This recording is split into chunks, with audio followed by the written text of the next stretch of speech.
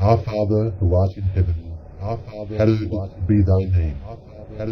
Thy kingdom come, thy will be done on earth as it is in heaven. Give us this day our daily bread, and forgive us our trespasses, as we forgive those who trespass against us. And lead us not into temptation, but deliver us from evil. If you forgive others their transgressions, your heavenly Father will forgive you yours. But if you do not forgive others, neither will your Father forgive your transgressions.